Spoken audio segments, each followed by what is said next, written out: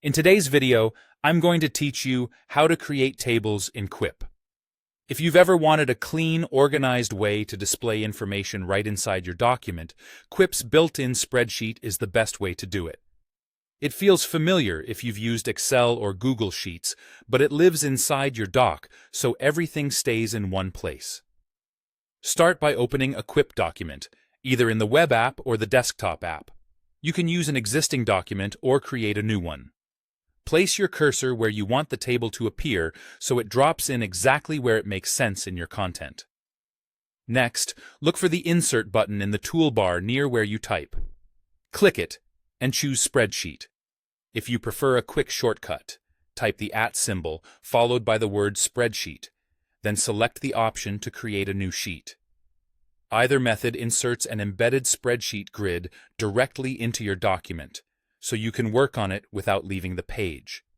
Once the grid appears, you can begin entering data in rows and columns just like you would in other spreadsheet tools. Click a cell and start typing.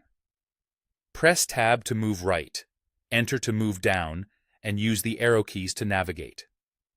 If you need more space, drag the edge of a column header to adjust widths, or right-click to insert or delete rows and columns.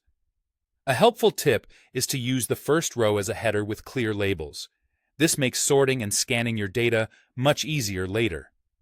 Formatting is straightforward. You can bold text, change alignment, and apply number, date, or currency formats to make the table easier to read. Highlighting the header row with a background color can help it stand out. If you're tracking numeric information, set the correct number format early so totals and calculations look consistent.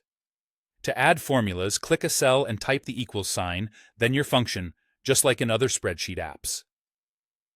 Common examples include sum for totals and average for quick insights.